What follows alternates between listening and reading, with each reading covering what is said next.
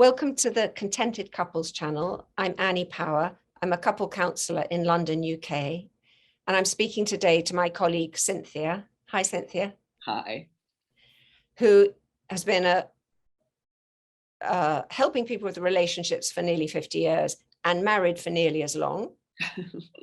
And our theme today is the role of magic and love in selecting a partner. There's going to be another video or many more videos looking at what makes a couple work in the long run. But we're thinking today about magic and how that takes hold of a courting couple. The magic. Well, I suppose that's the traditional way people have got together. I like the word tradition. As a Westerner, as soon as I said it was traditional, I thought, well, that's me as a Westerner. It is our tradition, or it has been through all the 20th century. It wasn't always. There were bits of it. Some classes were able to practice selecting by love, but there was a lot of arranged marriage going on in Europe until the 20th century. Right. Yeah. But one of the reasons I became interested in the research is most of the couples I see did select each other through falling in love and experiencing that magic, that enchantment, that conviction that I found the right person and we'll be happy ever after. And we are all so susceptible to it. It's definitely how I found my partner. And when you get royal marriages, marriages of celebrities, it really draws us in because it's a story that we just love. We want to believe it, but it is magic, and that is not something that lasts. Yeah, which is interesting because I think of myself as a rather ambivalent sort of person, and that notion of this is the person I want to spend the rest of my life with, even although I identify with the word magic, that I found very off-putting, and I'm not sure that I could quite subscribe to that. Can I share mine? I mean, you're absolutely right that magic. My husband is very much older than me, and I went to the theatre one day when I was 22. He was the writer of the play. He sat on the platform, talked about his play. Now, what for a 22-year-old could be more magical than that? And I was smitten. So I understand your magic. But my logical brain, and we lived together for a while, but we wouldn't be still together if I hadn't had a logical brain that said, there's all these years between us, we're in a different place. If I hadn't gone off and left him and gone and done my own thing, because I was, that notion of this is the person that I want to spend the rest of my life with. This is the one. I'd love to know the people watching this, how many can say, yes, I thought this is the one. I'm really grateful to you for that, because I was going with such the fairy tale version. For almost everyone, there is those doubts and ambivalence. And then comes the really important question, which people often really struggle with, which is, how do I know if this is the one? How do I know if this is good enough? And my contention is that we don't know it through magic. However we know it, it's not through magic. Yeah, I agree. That will mislead us. Yeah. We know it because we're putting it together with a logical, well, this works, that we can live together. I think very much a logical observation of how we get on. And by get on, the sort of thing I mean is how the couple regulate. So what happens when they get into a row? Does it escalate and escalate? Or are they able to soothe the self and the other? And in the book, we hear a lot about pursuer withdrawer, which comes out of EFT therapy and Susan Johnson's work. And one couple, interestingly, in my book, had the experience you had, Cynthia, when you spoke of having a break, that this couple actually were together in their early 20s, and then it was about a 10-year break, and then they got together, and when they got together the second time, it became a very firmly established bond, and I met them 25 years after that. So I think that's a very interesting one, where a couple find each other by magic. There is that spell, but there's too many fireworks. It's not, well, you didn't say that, but that can be the case. There's abrasion, or it's just not right. But there is something so powerful that they do want to find each other. And of course, we know of many couples who divorce and then get back together. So the thing that's, I think, going on here is that the unconscious of one is so attractive to the unconscious of the other. And then they're having to work out, does the practical stuff fit as well? And that unconscious attraction, and by the way, in the book, I am really careful not to use jargon, but it's kind of harder when we're speaking. But by unconscious, I simply mean the bits that we're not really aware of. When we fall in love, we tend to fall in love with an underdeveloped part of the self. So if I'm a somewhat shy and retiring, I'm quite likely to fall in love with someone who's more rumbustious and kind of apparently confident. And the apparently confident person falls in love with, let's say, my vulnerability. We're so attracted. And this is why when we fall in love, we feel complete, we feel one, it's unity, because we found the lost part of the self and we've joined up with it, and it's heaven. But when we become a longer term bond, and also the neurochemicals stop coursing through our veins, then we separate out, which is how it needs to be. That's healthy. The couple no longer want to be in each other's company the whole time. And in that more separated out place, those things I loved in my partner become a bit irritating, because it's actually the parts of the self that I've always tried to keep a bit stamped down. But the bit we mustn't forget to put in there is sexual desire, because in our Western tradition, it's feeling wildly excited about someone and aroused that is part of our, oh, I found the right person idea. Yes, and I like that, and I love the term you used in the book, that we're attracted to the fascinating and or the familiar. And I can identify that fascinating, the love for someone fascinating, perhaps who has qualities that we long for, has status we long for, some part of the self, and that begins to wear out. And we begin, as we notice parts of ourselves that are not developing because of being under this spell. So I love that you're an idea of fascinating, and I think that's what we're talking about. But actually there has to be a balance with familiar. I'm not sure whether I'd go particularly with the word balance. I think there are two ingredients that can attract us. And if they're both there, then we are going to be really in love.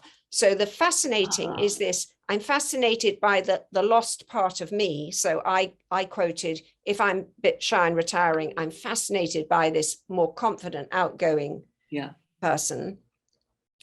And the familiar is, if I also see in that person elements from a figure from the past, from my original family, that could be, if I'm heterosexual, let's say, then it could be my father or a brother. But it can be either gender. It's not really a gendered thing. And if I see elements of that, then, and something of the fascinating, the undeveloped part of the self, then it's really a heady cocktail. And these are both, the lovely thing is, one of the analogies I use about a long-term relationship, it's sort of like an emotional gym. And if we get a good enough fit, then we have someone who kind of forces us to grow up. Because if I've fallen in love with someone who's got these qualities which are undeveloped, well, I'm going to need to develop them in myself. Otherwise, it'd be a very unhappy relationship, because I'll just become resentful of them in there.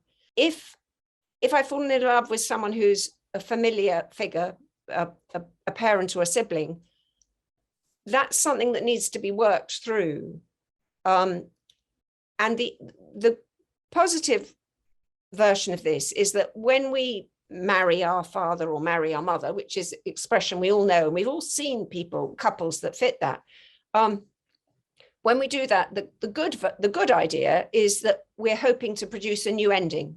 So if I was always rather intimidated by my dominating father, then I might choose someone who is a bit like my father, but I learn to stand up to them or to feel balanced and equal with them. Whereas if I marry someone who's a bit like my dominating father and I become more subdued and the partner becomes less subdued, then that's the couple are polarizing, and that's a very unhappy outcome. It's the polarization which feels so important, that ability to learn and develop together, and not to find that you're splitting into this person takes on these attributes and somehow these are left for the other, you know, whatever.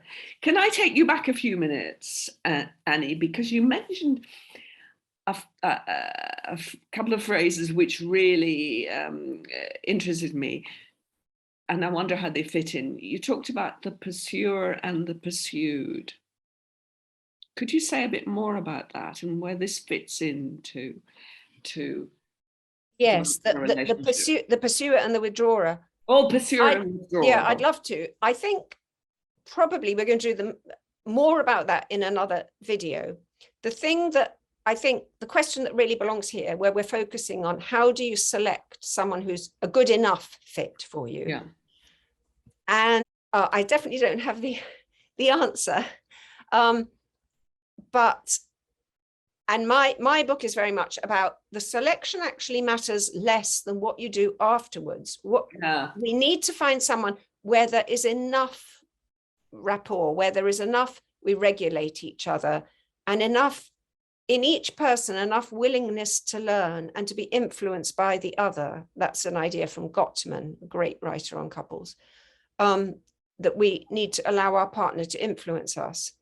And to get this good enough fit, I said I don't know the answer. I mean, I do know an answer, but it's not always a popular one. And that is, you need two reasonably secure people in the first place. Yeah. And when I wrote the book, I had various people who kindly read it. And one of them very rightly pointed out to me that some of what I wrote could be a bit depressing for single people who had been seeking a relationship and not able to find it, because I kept saying, for a contented couple, first of all, take two reasonably secure people, put them together, and all will be well. And I'm sorry that I still believe it, actually, but that doesn't mean there's no hope for people who have not had a great start in life and who have come with huge emotional challenges. And actually, I very much belong in that camp. Marriage can be a place where we heal. We will need some luck as well, but to some degree, what I'm saying about take two people who are reasonably secure, it still applies.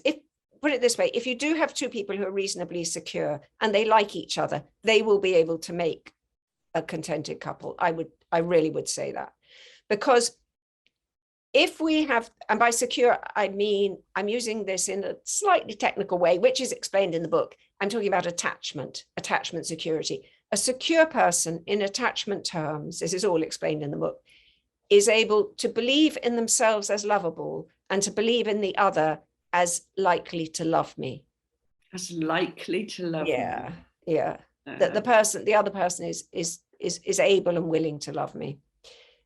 Whereas if we come from a more insecure start in life, we have very strong doubts about whether we're lovable and doubts about whether the other person will love me and whether they will stay with me. So with those attachment insecurities of either a need to kind of cling on to the other person because there's a fear they're going to leave me, or a need to be a very restrained person and hide my feelings because there's so much doubt that any depth of me is going to be welcomed and that the other person can cope with any of my feelings.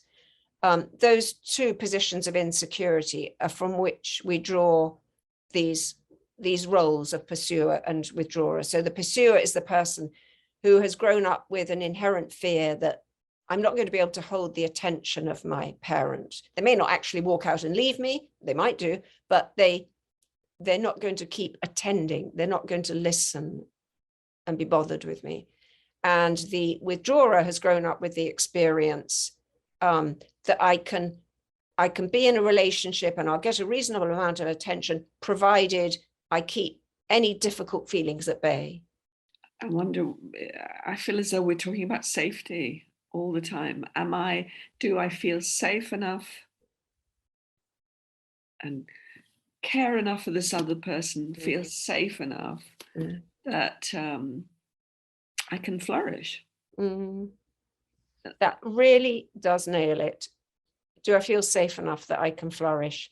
And some of that safety is provided by the other person and the way the relationship is, but some of it is inside ourselves. And this is why part of the answer to have I found the right person is, am I ready to be in a relationship? Am I the right person for the relationship? Yeah. That makes sense. And of course, it takes me for full circle to going and leaving my partner of all these years, going off for a couple of years and traveling the world in order that I didn't feel like the youngster in the relationship, and that I fulfilled some of my own dreams. Really fits. You came back a stronger, bigger person. Yeah.